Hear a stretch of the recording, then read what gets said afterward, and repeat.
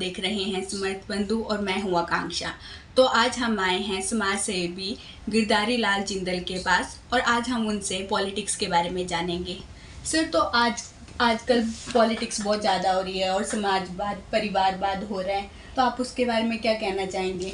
देखो, जहाँ तक सवाल है परिवारवाद का, ये देश की जनता को सोचना चाहिए कि इस समय एक पार्टी से, एक घर से 4-4 एमपी, 6-6 एमपी चुन के लोकसभा में आ रहे हैं। राहुल गांधी, सोनिया गांधी, प्रियंका गांधी एक ही परिवार से लोकसभा सदस्य 3-3 अगर होंगे तो परिवारवाद को ही बढ़ावा मिलेगा। उधर अखिलेश यादव को देख लो, 4-4, 5-5 एमपी, उसकी अखिलेश यादव, उसकी धर्मपत्नी, उसका चाचे का लड़का, ताऊ का लड़का, पूरे परिवार से 5-6 यादव हैं जो लोकसभा में चुनकर आए हैं। तो ये परिवारवाद दिन पर दिन देश पर बढ़ता जा रहा है। अगर ममता बनर्जी को देखो, अखिलेश यादव को देखो, उद्धव ठाकरे को देखो और राहुल गांधी को देखो, केजरीवाल को देखो, अब उसकी मैडम सुनीता केजरीवाल हरियाणा में चुनाव के लिए घूम रही है। तो चारों तरफ परिवारवाद का बोलबाला देश में बढ़ता जा रहा है। देश की जनता को अवश्य सोचना चाहिए, अगर वो पहले की तरह रजवाड़ों का शासन लेके आना चाहती हैं तो रजवाड़े तो फिर देश को अपनी उसको लूटते ही थे। एक रजवाड़ा दूसरे रजवाड़े से अमीर, एक राजा दूसरे राजा से अमीर। वही वाली बात, लोकतंत्र को मद्देनज़र रख के देश की जनता को चुनाव करने चाहिए और राजनीति में परिवारवाद को पूरी तरह से जनता को नकार देना चाहिए। ये जनता पे निर्भर है, जनता इसकी तरफ बिल्कुल नहीं सोच रही। उसके साथ साथ झूठी राजनीति देश पे बुरी तरह से हावी हो चुकी है। झूठी राजनीति के बेस पर सारी विपक्ष की पार्टियां देश की जनता को भ्रमित करती हैं। वो कहते हैं ना, एक झूठ अगर 50 बार बोला जाए तो लोगों को वो सच लगने लग जाता है। वही इस समय देश की राजनीति में चल रहा है। झूठ पे झूठ, झूठ पे झूठ।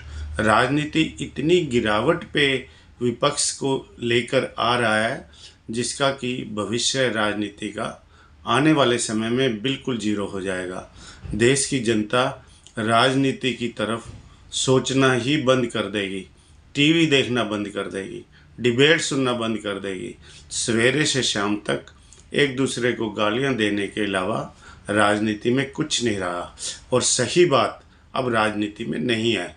विपक्ष सिर्फ झूठ की भ्रम जाल में पूरी देश को भ्रमित करना चाहता है, जो कि एक देश में दुर्भाग्य की बात है। तो मेरा तो इतना ही कहना है, ये सब देश की जनता को सोचना चाहिए और देश की जनता को परिवारवाद को बिल्कुल ख़त्म करना चाहिए अपने वोट राइट से, और झूठी राजनीति जो देश में चल रही है उनको नकारना चाहिए।